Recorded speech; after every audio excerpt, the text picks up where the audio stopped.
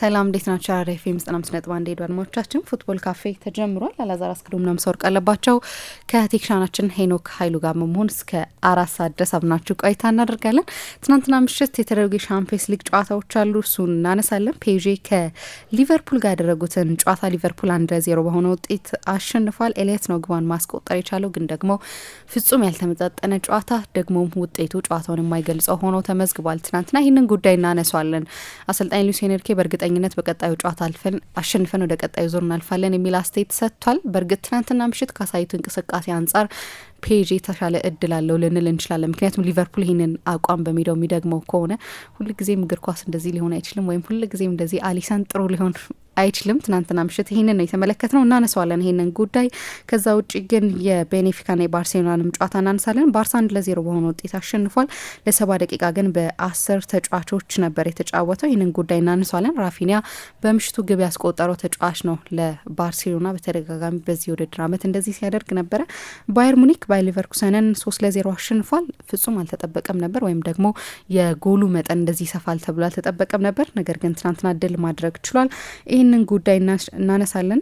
ባየር ሙኒክ በመጨረሻ ነው የአሎንሶን ቡድን ማሸነፍ የቻለው። በሁሉም ውድድሮች እስካሁን ድረስ ሻቢ አሎንሶ ሌቨርኩሰን አሰልጣኝ ከሆነ በኋላ እንግዲህ አሸንፎ ያቅም ነበር። ትናንትና በወሳኙ ጨዋታ ይህንን ማድረግ ችሏል። እነዚህን ጉዳዮች እናነሳለን። አድማጮቻችን በእነዚህ ጉዳዮች ላይ ደግሞ ያላችሁን ሀሳብ አስተያየት በፌስቡክ ገጻችን ላይ ታጋሩ እንችላላችሁ፣ የምንመለከታቸው ነው የሚሆነው።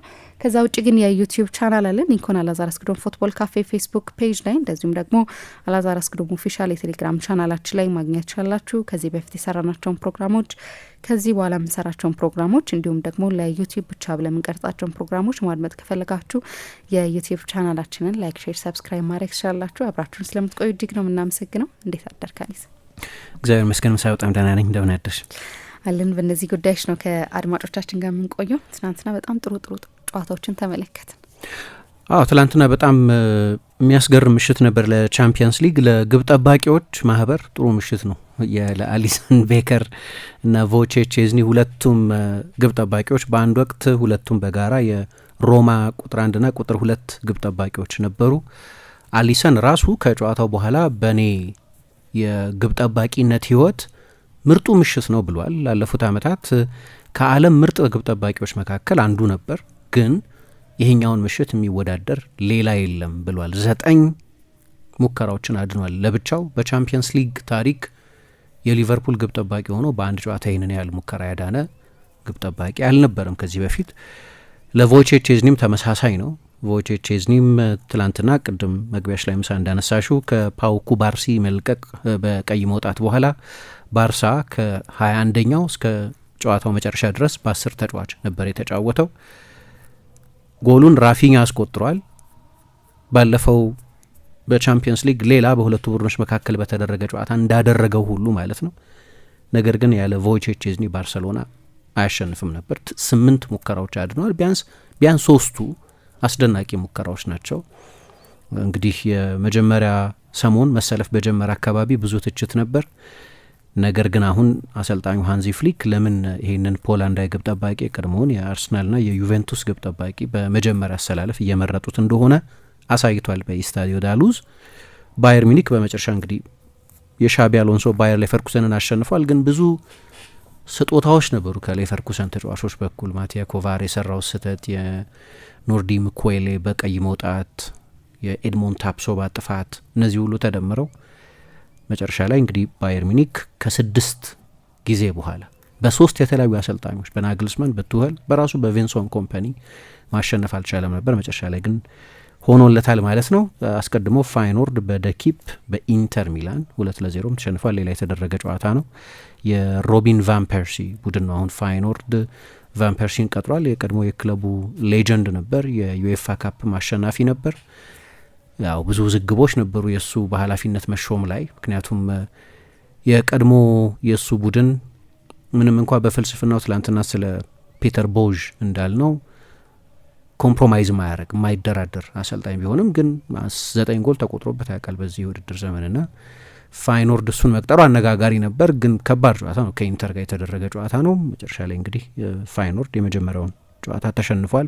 ኢንተር ወደ ሁለተኛው ዙር ለማለፍ ያለው ድል በጣም ሰፊ ነው። በጁሴፔ ሚያታ ስለሆነ የመልሱ ጨዋታ የሚደረገው ግን ሶስቱን ጨዋታዎች እናነሳለን የበለጠ ትኩረት የሚስቡትን። ስለዚህ እነሱ ላይ እንቆያለን። አስገራሚ ነበር አይደለም የፓርክ ደ ፕራንሱ ጨዋታ በጣም አስገራሚ ነበር። ያው ውጤቱ ጨዋታውን የማይገልጸው ጨዋታ ነበረ። በፔዤ በኩል በጣም የሚያስቆጭ ይመስላል። በተለይ ደግሞ ሁለተኛው ዙር ላይ ውጤቱን ቀልብሰው ማለፍ የማይችሉ ከሆነ በዚህ ጨዋታ የሚቆጩ ይመስላል። ትናንትና በተደረገው ጨዋታ እነዚህን ጨዋታዎች እንመለከታቸዋለን። መሸጋገሪያ ሰምተን ተመልሰን እንመጣለን።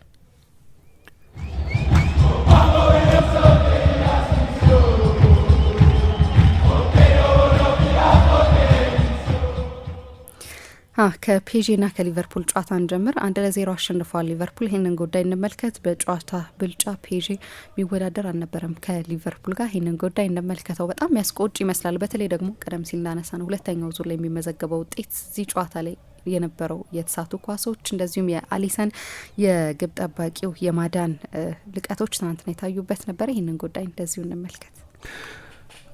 ለእኔ ማለት ጨዋታው ሲያልቅ የእግር ኳስ ትንግርት ነው የገባኝ።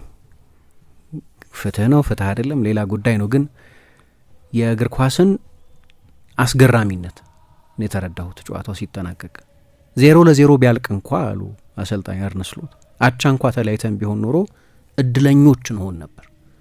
አሁን እኔ ሊቨርፑልን እድለኛ ብል አሰልጣኙ ካሉት ጋር የተስማማ ሆነ። ሊቨርፑል እድለኛ ነበር በጣም። ትላንት አሊሰን ነበራቸው። የአሰልጣኙ አስፈላጊ ሰዓት ላይ የተደረጉ የተጫዋቾች ለውጦች ነበሯቸው። የመጨረሻው 20 ደቂቃ አካባቢ የፓሪስ ሳን ጀርማን ማጥቃት ግለት ያበረዱ አንዳንድ ቁልፍ ውሳኔዎች ወስነዋል አሰልጣኙ። በተለይ ደግሞ ከቤንች ጨዋታ እንዴት እንደሚለውጡ በድጋሚ ትላንትና ማሳይተዋል። ስለዚህ ሜሪቶች አሉት ሊቨርፑል ጨዋታውን ያሸነፈባቸው የራሱ ጥንካሬዎች ነበሩት። ነገር ግን ጨዋታን የምናብራራው በውጤት ሳይሆን በብልጫ ከሆነ ግን በሁለት በአውሮፓ ምርጥ ቡድኖች መካከል የተደረገ ጨዋታ አልነበረም ወይም አይመስልም ነበር። ሊቨርፑል በዚህ ውድድር ዘመን የፕሪሚየር ሊግ ምርጥ ቡድን ብቻ አይደለም፣ የቻምፒየንስ ሊግ ምርጥ ቡድን ነው። በቻምፒየንስ ሊግ ቀዳሚ ሆኖ ነው ያጠናቀቀው። አንዳንድ አስቸጋሪ ባላጋራዎችን ገጥሟል በቻምፒየንስ ሊግ። ስለዚህ የአውሮፓ ምርጡ ቡድን ነው ቢባል ማጋነን አልነበረም እስካሁን ድረስ። አሰልጣኝ ሉዊስ ኤንሪኬም ከጨዋታው በኋላ ላስታውሳችሁ እንደዚህ የበለጥ ነው የአውሮፓ ምርጡን ቡድን ነው ብሏል። በብዙ ምክንያት በቡድኑ የወል ጥንካሬም በቡድኑ ውስጥ ባሉት እንደ ሳላህ ባሉ የሚያስደንቅ የውድድር ዘመን እያሳለፉ ባሉ ግለሰቦቹም ምክንያት ሊቨርፑል በዚህ የውድድር ዘመን የአውሮፓ ምርጡ ቡድን ነው። ይሄ ከጋንጎ ጋር የተደረገ ጨዋታ አይደለም፣ ወይ ከሞንፔሊዬ ጋር የተደረገ ጨዋታ አይደለም፣ ወይ ከኒም ጋር የተደረገ ጨዋታ አይደለም። ፓሪስ ሳን ጀርማ እነ ኒምን በሚበልጥበት የብልጫ መጠን ነው ግን ሊቨርፑልን ትላንት ነው የበለጠው በሁሉም ስታቲስቲካል ላይን። ግን በአይናችንም በቪዥዋል ኢምፕሬሽንም በሁለት በዚህ ውድድር ዘመን ለቻምፒየንስ ሊግ ተስፋ ባላቸው ቡድኖች መካከል የተደረገ ጨዋታ አይመስልም ነበር ብል እያጋነንኩ አይመስለኝም። ልዩነቱ ያንን ያህል ሰፊ ነው። በየ3 ደቂቃው የጎል ሙከራ ያደርግ ነበር ፔዤ። ሊቨርፑል ላይ በዚህ ውድድር ዘመን በጣምራ ሁለተኛው ምርጥ ዲፌንስ ያለው የተከላካይ መስመር ያለው ቡድን ላይ ተደጋጋሚ የጎል እድሎችን ይፈጥር ነበር። ይልቁን በመጀመሪያ አጋማሽ 27 ሙከራ ነው ሊቨርፑል ላይ ያደረገው። ልክ ነው አሰልጣኝ አርነ ስሎት ከጨዋታው በኋላ እንዳሉት የመጀመሪያ አጋማሽ ላይ 3 እና 4 ትልልቅ የጎል እድሎችን አግኝተዋል አሉ። ሊሳቱ የማይገባቸው የጎል እድሎች ዦአው ኔቬሽ ለምሳሌ፣ ብራድሊ ባርኮላ ሌላ፣ ኦስማን ደምቤሌና ክቫራትስኬሊያ ሌሎች አጋጣሚዎች ላይ ትልልቅ የጎል እድሎች አግኝተው ነበር። ግን ከ27ቱ ሙከራዎች 16ቱ ከፍጹም ቅጣት ምት ሳጥን ውጭ የተደረጉ ናቸው አሉና በተለይ በሁለተኛው አጋማሽ ፔዤ ትልልቅ የጎል እድሎችን የሚፈጥርበትን የማጥቃት ጥራት ቀንሰ ነው ነበር አሉ። ከዛ ምን አሉ ግን የባላጋራ ቡድን ተጫዋቾች ክቫራትስኬሊያ፣ ዴምቤሌ፣ ባርኮላ፣ ዴዝሪ ዱዌ አይነት በጣም የላቀ ጥራት ያላቸው ተጫዋቾች ሲሆኑ ግን ከፍጹም ቅጣት ምት ሳጥን ውጭ የሚደረጉት ሙከራዎችም ሀፍ ቻንስስ ናቸው ማለት ነው። ምክንያቱም ከ16ቱ ሙከራዎች መካከል በርከት ያሉት ኢላማቸውን የጠበቁ ነበሩ። አንደኛው ለምሳሌ 2 በእጆቹ በጣቶቹ ጫፍ ወደ ውጭ ያወጣቸው የዴዝሪ ዱዌና የክቪቻ ክቫራትስኬሊያ ሙከራዎች ነበሩ። ለምሳሌ በአሊሰን የብቃት ደረጃ ያለ ግብ ጠባቂ ባይሆን ኖሮ ሊቆጠሩ የሚችሉ ማለት ነው። ከሳጥን ውጪ መሞከሩ በነሲብ ተስፋ በመቁረጥ በምኞቱና የተደረጉ አልነበሩ። አንደኛ የሊቨርፑልን ምን ያህል ወደ ኋላ ማፈግፈግ የሚያሳይ ነው። እነዛ ተጫዋቾች ጊዜ ነበራቸው።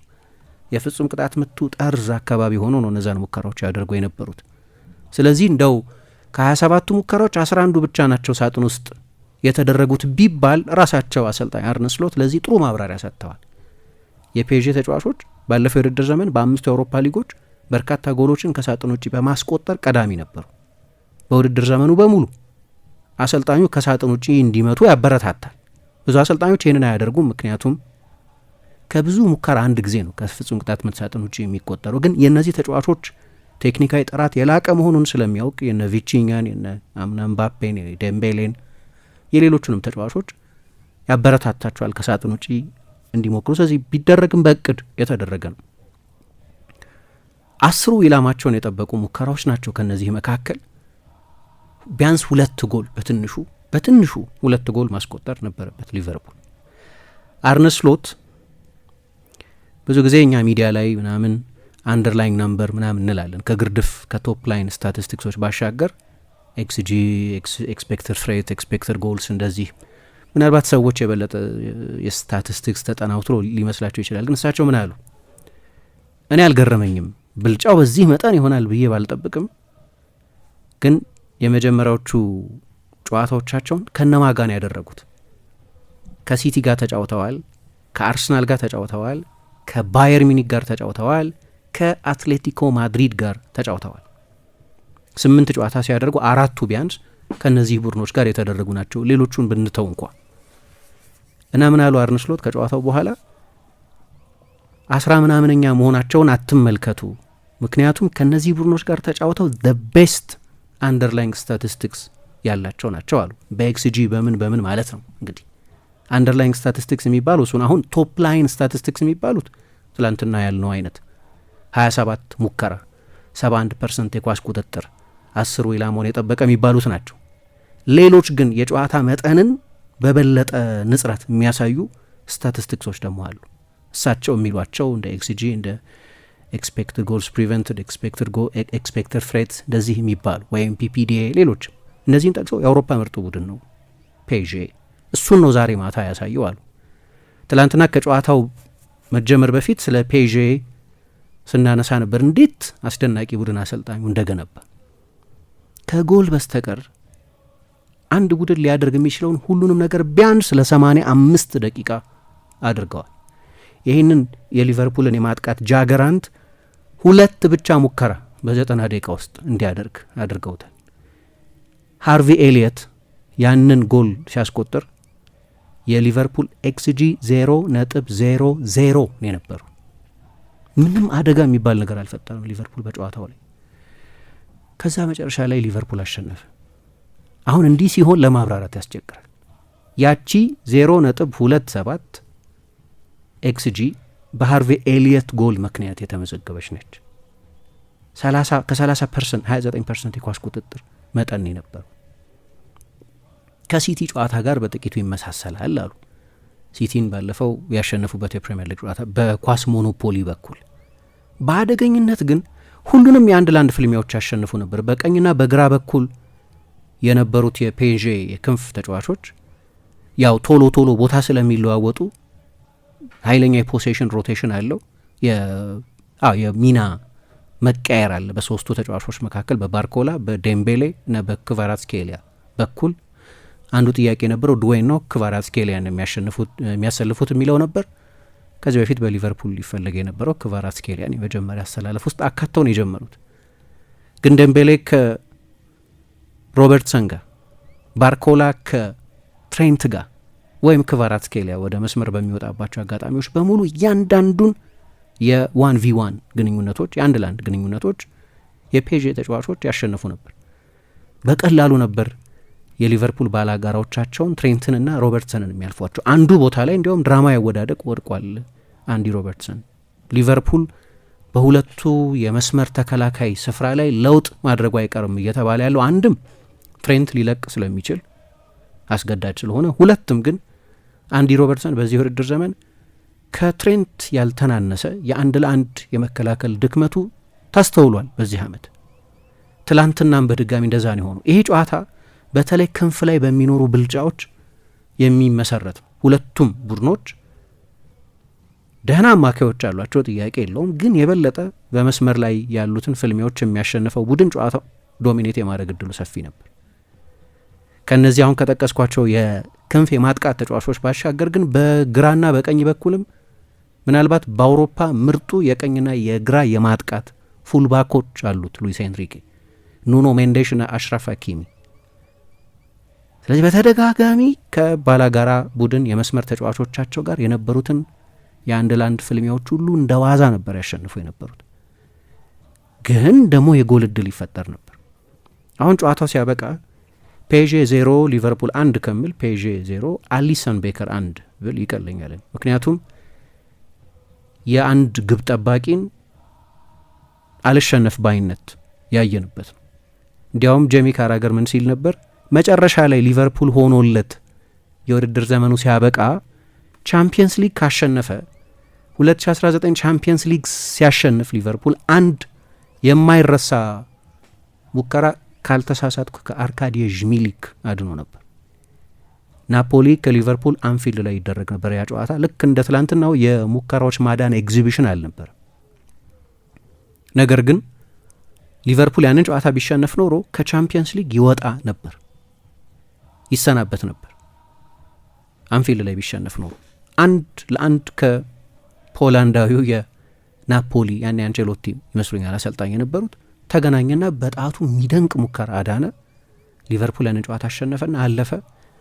የውድድር ዘመኑ መጨረሻ ላይ ቶተንሃምን አሸንፈው ድል ሲያደርግ መቼስ ወደ ኋላ ተመልሰሽ መንገድን ማሰብ አለ አይደለም፣ ጀርኒውን ወደ ኋላ ተመልሶ መቃኘት መከለስ፣ ያቺ ቅጽበት ትታወስ ነበር። አሁን ጄሚ ካራገር ከዛ ጋር መሳሰሉ። መጨረሻ ላይ ሊቨርፑል የመልሱንም ጨዋታ ደግሞ የተቀሩትንም ምዕራፎች አሸንፎ የሚጓዝ ከሆነ ሰዎች የትላንትናውን ጨዋታ አይረሱትም። ግን የትላንትናውን ጨዋታ ለዚህ የውድድር ዘመን ጥቅም ብቻ አይደለም የማይረሱት፣ በቻምፒየንስ ሊግ ከታዩ አስደናቂ የግብ ጠባቂ ፐርፎርማንሶች መካከል አንደኛው ነው። አንዳንዴ ስታቲስቲክስ እንዴት ያጋነናል መሰለሽ። ለምሳሌ 2022 የቻምፒየንስ ሊግ ፍጻሜ ላይ ሊቨርፑል ሪያል ማድሪድን እንደዛ በሙከራ ሲያስጨንቅ በፍጻሜው ጨዋታ ማለት ነው። ግን ትልልቅ ብዙ የጎል እድሎች አልተፈጠሩበትም። ቲቦ ኩርቷ 9 ሙከራ አድኗል፣ 9 ሴቭ ብሎ ስታቲስቲክሱ መዝግቦታል። ግን ከ9 መካከል ከሁለቱ በላይ አስደናቂ አይመስሉ። ሁለቱም በኩርቷ ደረጃ ያለ ግብ ጠባቂ እንዲያድናቸው የምትጠብቂያቸው ናቸው።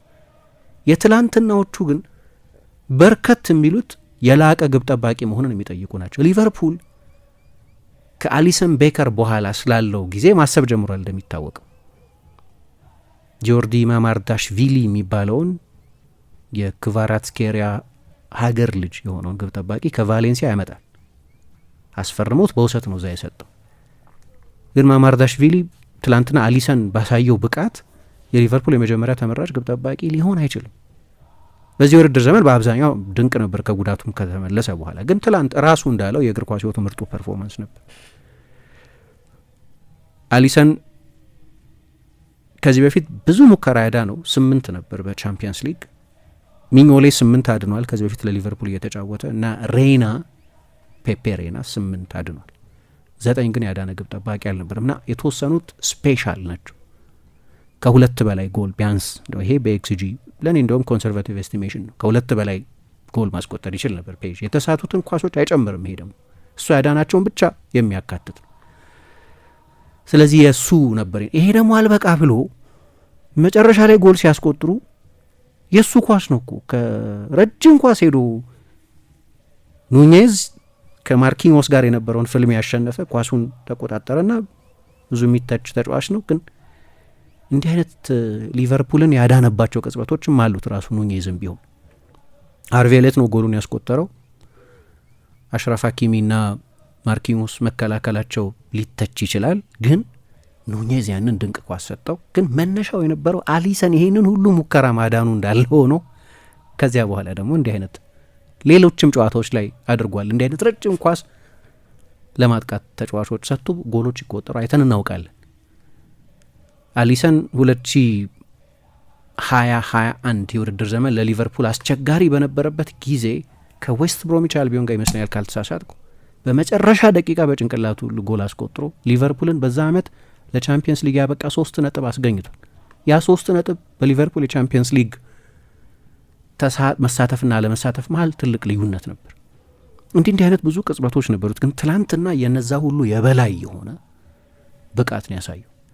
ከግብ ጠባቂው ብቃት ባሻገር ግን እድል የሚባል ነገር አለ። የኖካውት ጨዋታዎች ውስጥ እድል እንበለው አጋጣሚ እንበለው የተሻለ ስም ካለው አላቅም።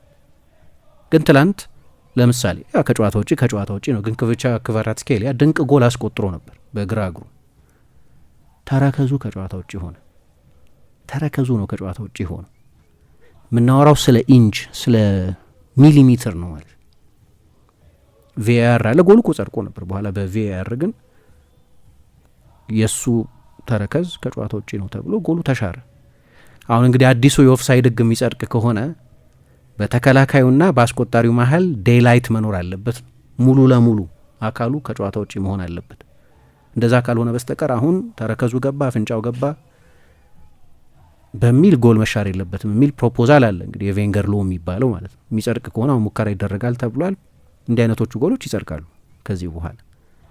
አንዱ የሚባለው የቪአር መምጣት የበፊት ለምሳሌ አጠራጣሪ ከሆነ የመስመር ዳኛው አይቶ እርግጠኛ ካልሆነ አድቫንቴጅ የሚሰጠው ለአጥቂው ቡድን የአጥቂውን ቡድን አድቫንቴጅ አስቀርቷል ቪአር ምክንያቱም ማቴማቲካል ሆነ የሚል ክርክር እንዳለ ታውቂያለሽ መቼስ። እና ያው ከጨዋታ ውጪ ነው ኦፍኮርስ በኦብጀክቲቭ ውሳኔ ነው። ግን ስለምናወራው ስለ ምንድን ነው? ስለ ፋይን ማርጅንስ ነው። ስለ ትንሽዬ ሚሊሜትር ጉዳይ ነው።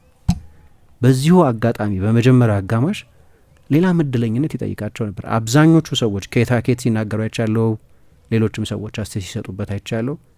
ሊቨርፑል በመጀመሪያ አጋማሽ በ10 ተጫዋች አለመጫወቱ ምድለኝነት ነው። የመጨረሻ ሰው ነው ኢብራሂማ ኮናቴ። ከጀርባው ይሮጥ ነበር ብራድሊ ባርኮላ። ኳሱን በሚገባ መቆጣጠር አልቻለም፣ ግን የሱ ነበር ስቲል ኳሱ ከኋላ መጣና ገፍትሮ ጣለው። ከካናል ፕሉስ ጋር ቃለ ምልልስ ነበረው።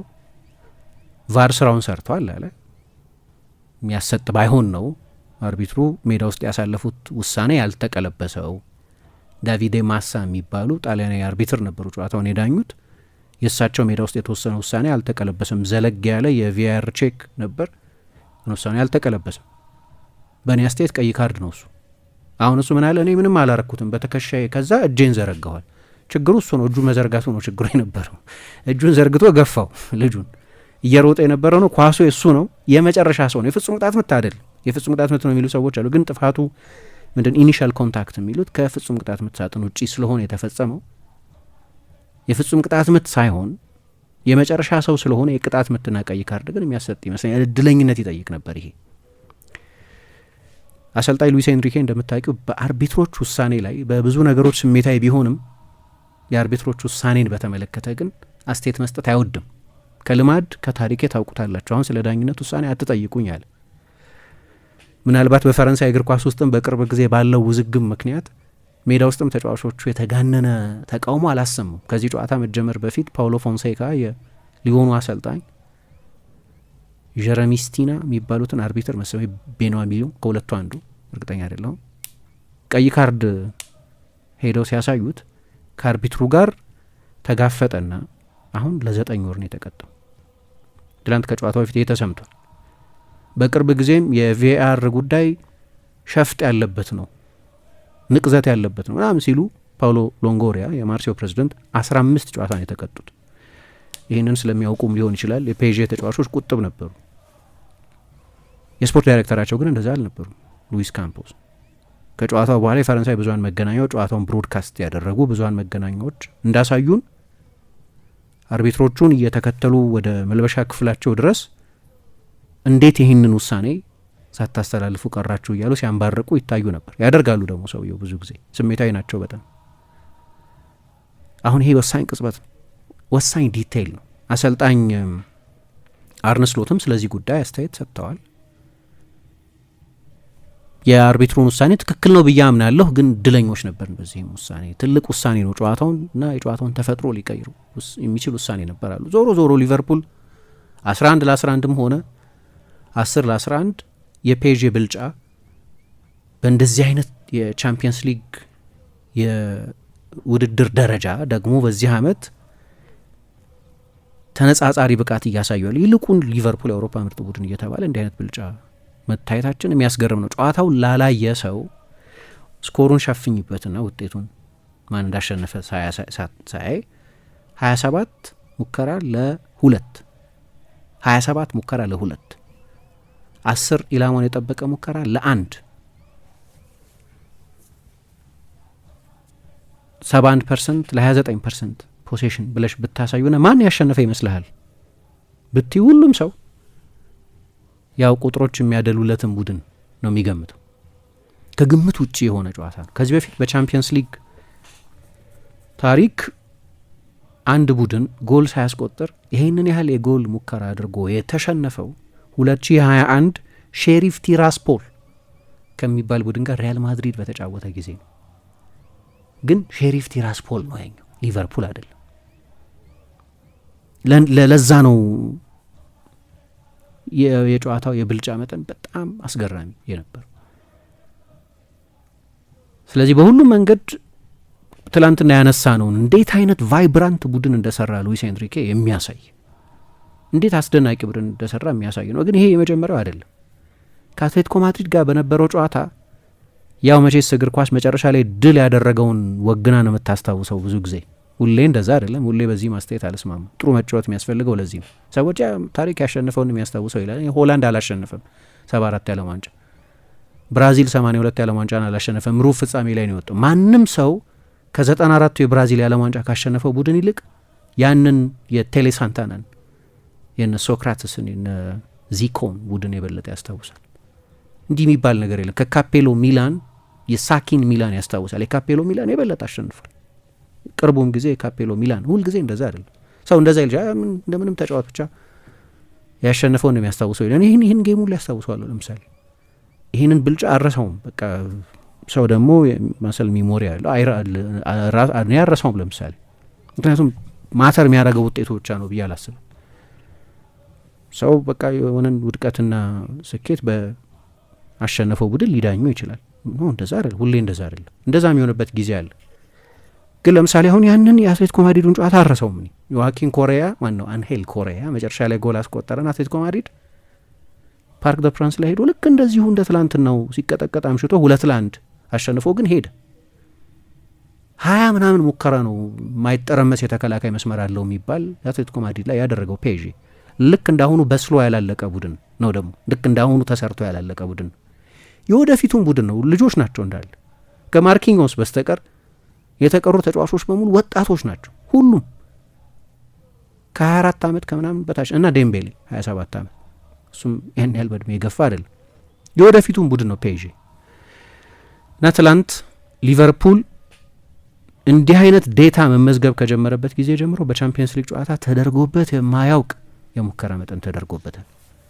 አምና ለምሳሌ እንዴት ስታት እንደሚሸውድሽ ግን አምና ለምሳሌ ዶርትሙንድ ላይ 30 ሙከራ አድርጓል ፔዤ እና ተሸንፏል። ግን ብዙዎቹ ሙከራዎች የግሪጎር ኮቤልን ትላንትና አሊሰን ያዳናቸውን አይነት ሙከራዎች እንዲያድን አላስገደዱትም። የትላንትናዎቹ ብዙዎቹ አስደናቂ ሙከራዎች ናቸው። ከዚህ በፊት ሊቨርፑል በ5 የተለያዩ ጨዋታዎች የትላንትናውን ጨምሮ 20 ሙከራዎች ቢያንስ ተሞክረውበት ያውቃሉ። ከዚህ በፊት በሊቨርፑል ያለፈው 20 ዓመት ታሪክ ቢያንስ ከአምስቱ ከትላንትናው በስተቀር በሌሎቹ ቢያንስ አንድ ጎል ተቆጥሮበታል። ይህን ያህል ሲሞከር ብዙ ጊዜ ቢያንስ አንድ ጎል ይቆጠራል። ስለዚህ የብልጫው መጠን የፕሬሲንጉ ግለት አይቻል አቅም ፔዥን እኔ እንዲያውም የሎሮን ብሎን ቡድን በጣም ጥሩ ቡድን ነው ላለው 2014 15 16 የነበረውን ቡድን በትንንሽ ማርጅኖች ተሸንፎ ይወጣ የነበረ ቡድን ዝላታን እነ ፓስቶሬ ቬራቲ ቺያጎ ሲልቫ ምናምን የነበሩበት ቡድን ያም ቡድን እሱ ራሱ የባርሰሎና ተማሪ ስለሆነ ለአንድ የውድድር ዘመን በባርሳ ስለተጫወተ በጣሊያን ከኢንተር ጋር ስኬታማ ነበር። በሰር አሌክስ ስር ሰልጥኗል በማንቸስተር ዩናይትድ ለ2 ሲዝኖች። ግን የባርሳ ተማሪ መሆኑ ግልጽ ነው። ያን ቡድን በጣም ጥሩ ቡድን ነው። እንዲያውም የካታር ስፖርት ኢንቨስትመንት ምርጡ ቡድን ምለው ያንን ነው። ግን ይሄኛው የበለጠ ቡድን ነው። አንድ ጎልቶ የሚጠቀስ ስታር የላቸው። ምንም እንኳ ዴምቤሌ በቅርብ ጊዜ ብዙ ጎል እያስቆጠረ ቢሆንም ትላንትና በጨዋታው ላይ በጣም ግሩም ነበር። ስለዚህ ከማሸነፊያ ጎል በስተቀር በሁሉም የጨዋታ መብለጫ መጠን ፔዤ የተሻለ ነበር። አሁን ሊቨርፑል ጥሩ ተከላክሎ ቢሆን ይሄን አልልም ነበር እና ሊቨርፑል ጥሩ ተከላክሎ ፔዤን ከሳጥን ውጪ ብዙ ሙከራዎች እንዲያደርግ አስገድዶት ቢሆን ኖሮ ይሄን አልልም። ሊቨርፑል ጥሩ አልተከላከለም። የውድድር ዘመኑ በርቀት መጥፎ ፐርፎርማንስ ነው። በርቀት ሌሎች ኦኬ ይሄ ጨዋታ ጥሩ አይደለም ምናምን የምንልባቸው ጨዋታዎች ነበሩ። ሁሉም ጨዋታ ላይ መቼስ አስደናቂ አይሆንም አንድ ቡድን በውድድር ዘመኑ በሙሉ። የወልቭሱ የባለፈው ሁለተኛ አጋማሽ 10 ሙከራ የተደረገባቸው 10-0 ነበር የሁለተኛ አጋማሽ ሙከራ። እሱ አንድ መጥፎ ሀፍ ነበር። ግን የመጀመሪያው አጋማሽ ደግሞ ጥሩ ነበር። 2 ጎሎች ያስቆጠሩበት ነው። የመጀመሪያው አጋማሽ ግን ትላንትና መጨረሻ ላይ ማለት ሳይሸነፉ በመውጣታቸው ምክንያት ካልሆነ በስተቀር በጣም በጣም በጣም መጥፎ ፐርፎርማንስ ነበር። የአሊሰን ትላንትና ከፍተኛ ብቃት ነው ልዩነት የፈጠረው። ስለዚህ አሰልጣኙ ራሱ እንደተናገሩት እንዳመኑት አቻ እንኳ ቢሆን እድለኞች እንሆን ነበር፣ ግን መጨረሻ ላይ ያሸንፈናል የሚል አስተያየት ሰጥተዋል። ስለዚህ ብዙ ሙከራዎች ነው የተደረጉት። ፔዤ በጥሩ ፎርም ላይ ያለ ቡድን ነው። ለመጨረሻ ጊዜ ባለፈው ኖቬምበር ትላንት እንዳነሳ ነው በባየር ሚኒክ ነበር የተሸነፈው 1-0። በሁለቱ የ1-0 ሽንፈቶች መሀል ብዙ ርቀት አለ። ያኛው የ1-0 ሽንፈት ተገቢና እንዲያውም በጠባብ ውጤት የተሸነፉበት ነበር። በአሊያንዝ አሬና የተደረገ ጨዋታ። ከዚያ በኋላ 22 ተከታታይ ጨዋታዎችን በሁሉም ውድድሮች ሳይረታ ተጓዘ። ባለፉት 10 ጨዋታዎች በሁሉም ውድድሮች በቻምፒየንስ ሊግ፣ በኩፕ ደ ፍራንስ እና በሊገ አሸነፈ። በእነዚህ 22 ጨዋታዎች 66 ጎሎች አስቆጠረ። በየጨዋታው ከ3 በላይ ጎል ማለት ነው። ትላንትናም ከሌሎቹ ጨዋታዎች የተሻለ እንጂ ያነሰ ፐርፎርማንስ አልነበረም። ስለዚህ ሊቨርፑል በግብ ጠባቂው አንዳንድ ጊዜም በእድል መጨረሻ ላይ ግን በአሰልጣኙም አንዳንድ ቁልፍ ለውጦች አሸንፏል። ለምሳሌ ስንት ጊዜ ነው አሰልጣኙ ጨዋታ ለወጡ ስንል ስናደንቃቸው፣ አጠቃላይ ጨዋታውን ስዕል ለወጡት ማለት አይደለም። ምናልባት እዚህኛው ፔዤ ቡድን ውስጥ አንድ የጎደለ ነገር ካለ ልምድ ሊሆን ይችላል። በጣም ወጣቶች ናቸው። ስለዚህ በሁሉም መንገድ ከፍተኛ ብልጫ የነበራቸውን ቢሆን የመጨረሻው 20 ደቂቃ ግን የ180 ጨዋታ ነው። ያ መጣደፍ አያስፈልጋቸው ነበር። ምናልባት እሱ ከልምድ ጋር ይህንን ውድድር አሸንፎ ካለማወቅ ጋር የሚመጣ ሊሆን ይችላል። ግን አርነ ስሎት የፔዥን የመጨረሻዎቹ 20 ደቂቃዎች ማጥቃት እንደ መጀመሪያዎቹ ደቂቃዎች እንዳይሆን ያደረጉባቸው ምክንያቶች አሉ። አሁን የበለጠ የምናደንቃቸው ወይም የሚደነቁት ሙሐመድ ሳላህን ጥሩ ባይጫወትም ማለት ነው ለኪፕ 3/10 ነው የሰጠው። ጥሩ ባይጫወትም ሳላህ የሊቨርፑል ትልቁ ኮከብ ነው። እሱን ቀይሮ ማስወጣት 5 ደቂቃ ሲቀረውም ቢሆን እንደ ቀላል ውሳኔ አላየውም። ደስተኛም አልነበረም። ተጠባባቂ ወንበር ላይ ተቀምጦም ገጽታው ላይ የሚታየው ነገር ተቀይሮ ከወጣ በኋላ በውሳኔው ብዙ ደስተኛ እንዳልነበር ነው። ግን ያ ቀይሮ ያስገቡት ተጫዋች በ40 ምናምን ሰከንድ ውስጥ ጎሉን አስቆጠረ። ይህን አታቅጅበትም። ሃርቬ ኤሊየት ተቀይሮ ገብቶ በ40 ሰከንድ ጎል እንዲያስቆጠር አሰልጣኝ አያቅድም።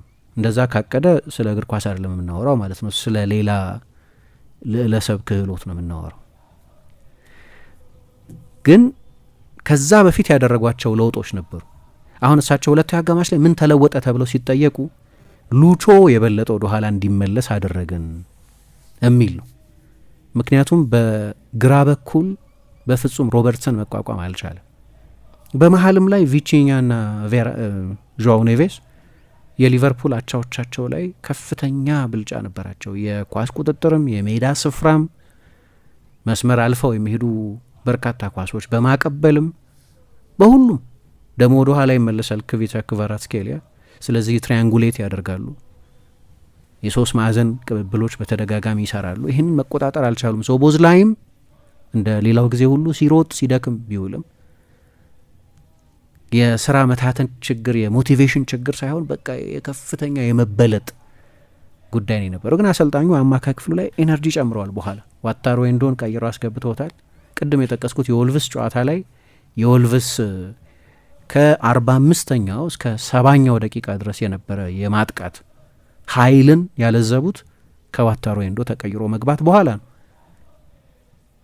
ኢፌክቲቭነሱ ልክ በዛ መጠን ላይሆን ይችላል፣ ግን የፔዤ ማጥቃት የመጨረሻዎቹ 20 ደቂቃዎች ላይ መለዘብ ጀመረ ስል አንድም ከአእምሮ ጋር የሚገናኝ ነው። አንድ ቡድን እንዲህ አይነት ከፍተኛ ጫና ፈጥሮ ይህንን ሁሉ ብልጫ ወስዶ ጎል ማስቆጠር ሲሳነው የሚፈጠር ጥርጣሬ አለ። የእኛ ምሽት አይደለም ይሆን የሚል አእምሯዊ ነው። በአእምሮ የሚኖር መዛል አለ።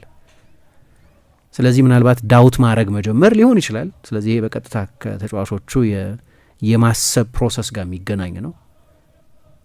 ሁለተኛው ግን የአሰልጣኝ አርነ ስሎት ለውጦችም ናቸው። የከርትስ ጆንስ መግባት ለአማካይ ክፍሉ ተጨማሪ ጉልበት ሰጥቶታል።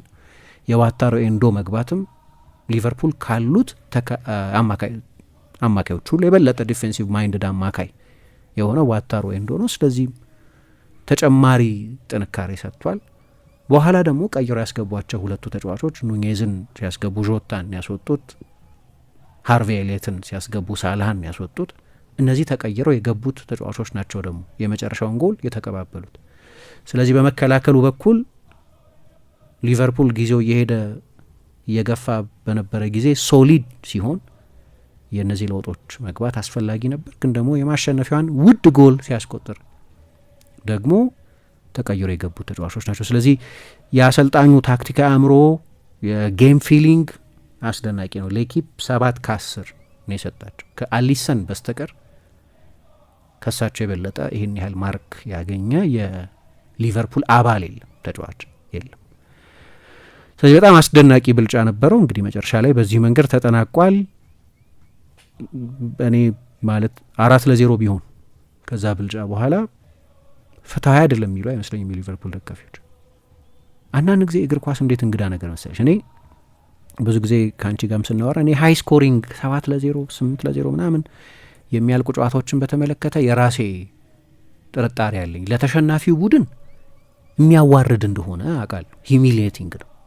ለምሳሌ ለፔስቬ ተዋረድን ምናምን ሲል ነበር ሾተን የሚባለው ተጫዋች። ለምሳሌ አሰልጣኙ ተመሳሳይ ነገር ብለዋል። የውርደት ስሜት ይፈጥራል ይሄ 7-8 ጎል ሲቆጠር። ለደጋፊዎች ደግሞ ለዘመናት የሚያገለግል ማብሸቂያ ይሆናል። 7 አስቆጠርንባችሁ 8 አስቆጠርንባችሁ። እኔ በብዙዎቹ አጋጣሚዎች እንደዚህ አይነት ሰፊ ስኮር ላይኖች የአንድን ቡድን ወይም የአንድን ጨዋታ ጠቅላላ ስዕል አጥርተው ያሳያሉ ብዬ አላምንም። ለምሳሌ አንድ የሚገርም ስታቲስቲክስ እያየው ነበር። ትላንትናና ከትላንት በስቲያ የተደረጉት ጨዋታዎች ላይ ያሉ ስታቲስቲክሶች ናቸው። ፔዤ የተለያዩ የዴታ ተቋማት የተለያየ ኤክስጂ ሞዴል ስለሚጠቀሙ ዞሮ ዞሮ ኤክስጂ ማለት የጎል እድል ጥራት መለኪያ ነው። ብዙ የተለየ ነገር አይደለም። የቡድኑ የፈጠራቸውን የጎል እድሎች ጥራት ማሳያ ነው። ለዛ ነው ማለት ይሄን ያህል ሙከራ አደረገ ከሚለው በላይ የሙከራው ጥራት ደግሞ ይሄን ያህል ነው። የተለያዩ ሲሙሌሽኖች ተወስደው ከጎሉ ያለው ርቀት ታይቶ፣ አንግሉ ታይቶ፣ ግብ ጠባቂያንን ሙከራ ለማዳን ያለው እድል ተሰልቶ ከዛ እነዛን 27 ሙከራዎች ለእያንዳንዱ ሙከራ ቫልዩ ይወጣለታል። ከ0.01 እስከ 0.08 ወይም 0.09 ድረስ ያ ተደማምሮ ነው መጨረሻ ላይ ኤክስጂ የሚለው ውጤት የሚመጣው። ኦኬ አርሰናል በቀደም 7 ጎል ሲያስቆጥር 2.35 ነበር ኤክስጂው ፔስቬ ላይ 7 ጎል ሲያስቆጥር። ለምሳሌ ኦደጋርድ ያስቆጠረው ያ ጎል ቤኒቴዝ አግዞ ራሱ ላይ የተቆጠረ አይነት የሚመስል ጎል። ኦደጋርድ ጥሩ ምትን የመታው ግን ማንም በቻምፒየንስ ሊግ ደረጃ ያለ ግብ ጠባቂ ሊያድነው ያስፈልጋል። ወይም ትላንት የማቴ ኮቫር የሰራው አይነት ስህተት። ኮቫር እንኳን ክሮስ ነው መያዝ ያቃተው፣ ግን ይሄኛው ሙከራ ነው። እሺ እንዲህ አይነት ጎሎች ብዙ ጊዜ ስለማይቆጠሩ የኤክስጂ ቫሊዋቸው በጣም አነስተኛ ነው።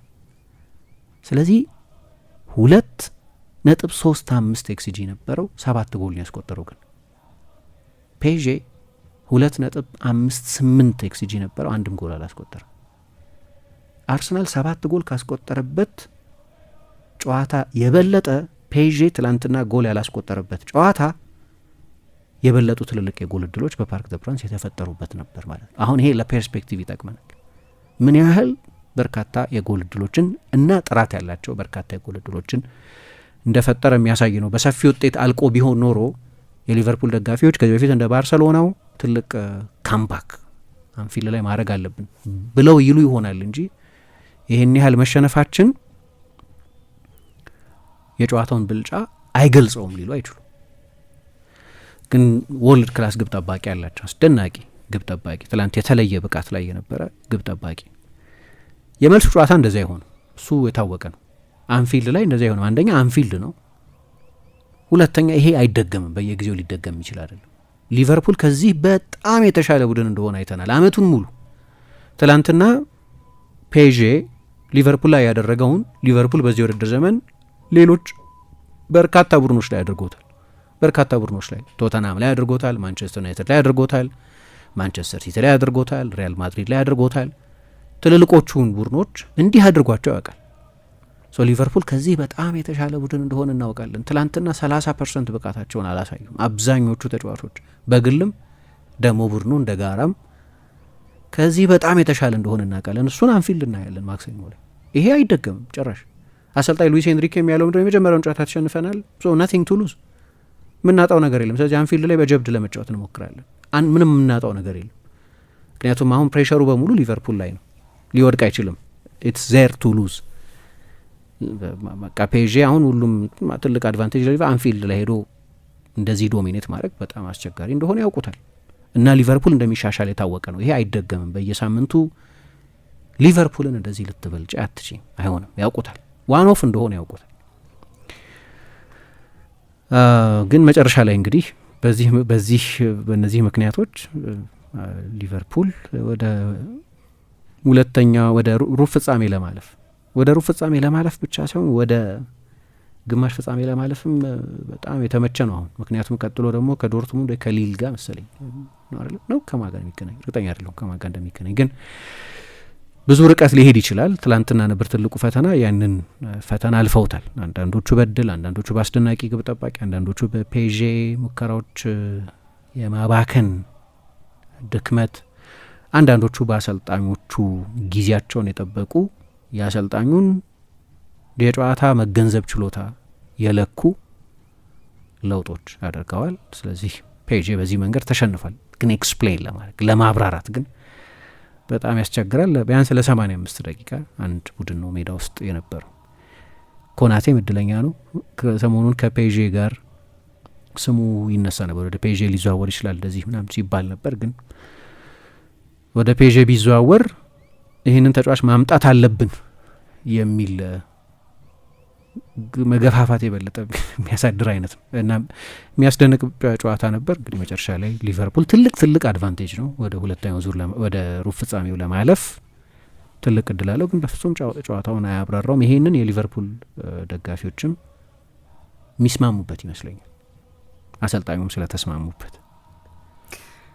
እንግዲህ የመልሱ ጨዋታ የሚጠበቅ ነው፣ በውጥረት ውስጥ የሚደረግ። ሊቨርፑል የሚያሸንፍ ከሆነ ከአስቶን ቪላ ከክለብ ብሩጅ አሸናፊ ጋር ነው የሚገናኙ፣ ከቪላ ጋር የሚገናኝ ይመስላል አይደለም?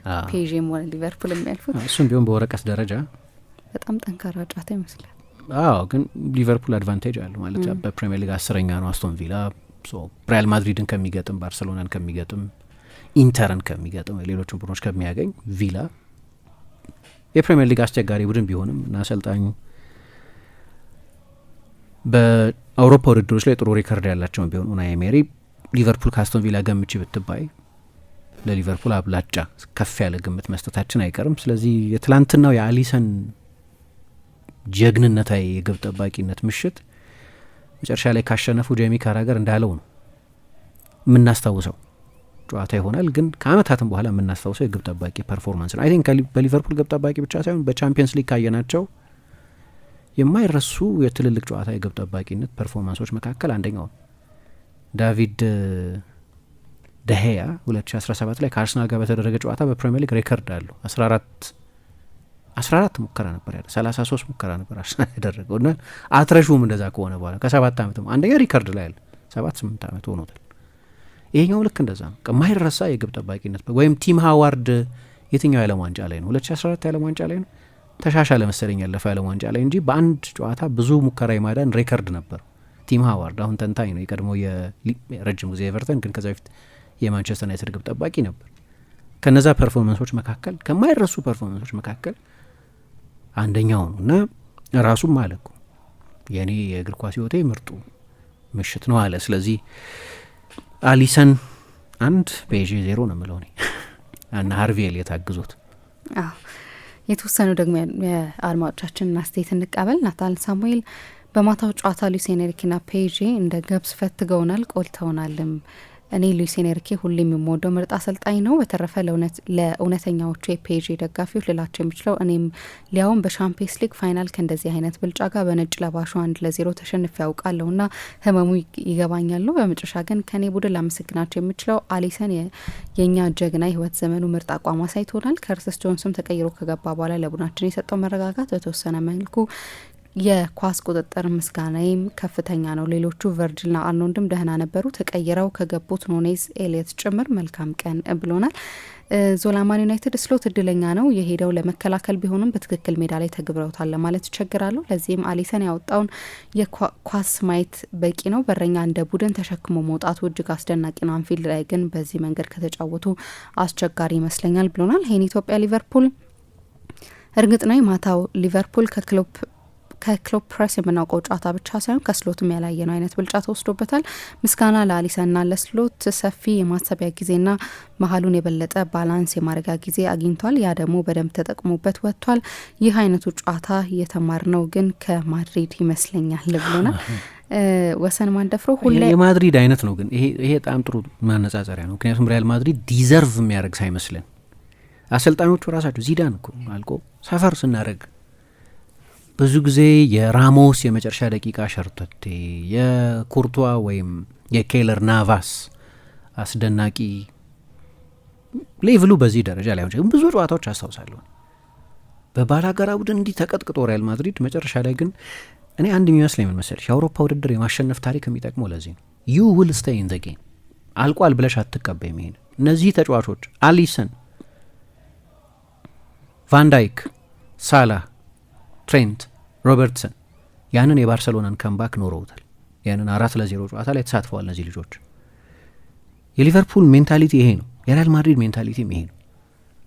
አንዳንድ ጊዜ ምንድነው ምንም ብትበለጭም አልቋል ጨዋታው አትይም ማለት ጎልም እየተቆጠረ እንኳን 0-0 ሆኖ ፔዤም 3-0 ቢመራ እነዚሁ ልጆች ያንን የነ ሜሲን ባርሰሎናን 4-0 አሸንፈው እንዳለፈው ያውቃሉ። ብዙ ጊዜ እንዲህ አይነት ቡድኖች በዚህ ውድድር ላይ እንዲህ የገዘፈ ታሪክ ያላቸው ናቸው። 15 ጊዜ 6 ጊዜ ደጋግመው ኖረውታል ይህንን ሞመንት። ሁሌ ጥሩ አትሆኝም፣ ሁሌ ብልጫ አትወስጅም እና ባጁ ይሰራል ያን ጊዜ፣ የሊቨርፑል ታሪክ ይሰራል ያን ጊዜ እና ጥሩ ንጽጽር ነው። ሪያል ማድሪድ እንደዚህ የሆነበት ምክንያት የውድድሩ ከዚህ በፊት የኖራቸው ብዙ ታሪኮች ስላሉት እንጂ ባለፈው ዓመት ለምሳሌ ልክ እንደዚሁ አይነት የማጥቃት ውርጅብኝ ላይሆን ይችላል። 30 ምናምን ሙከራ አድርጎበት ነበር ያለ አምና ማንቸስተር ሲቲ ሪያል ማድሪድ ላይ በመለያ ምት ነው ያለቀው። 33 ሙከራ መሰለኝ ያደረገው እዛ ጨዋታ። አሁን ትላንት 27 ነው ያኛው። በእርግጥ 30 ደቂቃ ስለተጨመረ ተጨማሪ ጊዜ ተጫውተዋል። ግን ሪያል ማድሪድ ሰርቫይቭ አደረገ አይደለም። ያንን አንድ የሆነ ጀግና አላቸው እንግዲህ ያለታ ግብ ጠባቂው ነው የነበረው። ያንን የቤርናርዶ ሲልቫን የመለያ ምት ማዳንን ጨምሮ በጨዋታዎች ውስጥም የሃላንድን ቢያንስ 2 የሚያስደንቁ ሙከራዎች አድኗል። ሌሎች ሙከራዎች አድኗል። የሆነ ጀግና ይኖራል። ግብ ጠባቂያቸው ነበር ባለፈው የውድድር ዘመን ጀግናቸው የነበረው ሉኒች የሚባለው ግብ ጠባቂያቸው። ሌላ ጊዜ ኩርቷ ሊሆን ይችላል፣ ሌላ ጊዜ ራሞስ ሊሆን ይችላል፣ ሌላ ጊዜ ሮናልዶ ሊሆን ይችላል፣ ሌላ ጊዜ ሮድሪጎ ሊሆን ይችላል፣ ወይ የሆነ ተጫዋች ሊሆን ይችላል። ግን ማድሪድ ሰርቫይቭ ያደርጋል። ሊቨርፑል ያንን ያደረገው ምናልባት ታሪኩ ይሆን ባጁ ይሆን ታያለሽ አንዳንድ ጊዜ። ምክንያቱም ይሄ በእግር ኳስ ሊብራራ የሚያስቸግር ነው። በጣም ዋን ሳይደድ ጨዋታ ነው። ግን ትልቅ ቡድን ነው። በተለይ ውድድር የማሸነፍ ታሪክ ያለው ቡድን ያ ታሪክ የሚወግንለት ይመስላል አንዳንድ ጊዜ። ወሰን ማንደፍሮ ሁሌ አይሞላም፣ ሁሌ አይሳካም፣ ሁሌ ጥሩ ጨዋታ ላትጫወት ትችላለህ። ጥሩ በረኛ ሲኖር ግን ጥሩ ባትጫወት እንኳን አሸንፈህ ትወጣለህ። በእግር ኳስ ተፈላጊው ነገር ማሸነፍ ነው። ነገ ሌላ ቀን ቀዮቹ በረኛ አሊሰን ቡድኑን ተሸክሞ ወጥቷል በማለት አድናቆት የተቸረው ይገኛል። እጅግ አስደናቂ በረኛ ነው ይህ ብራዚላዊ ኮከብ። የትናንቱ የሊቨርፑል ማሸነፍ ጌም ማኔጅመንት ነው ወይስ ደግሞ እድል የሚለውን ጥያቄ ግን ካንተ ጠብቃለሁ ብሎናል።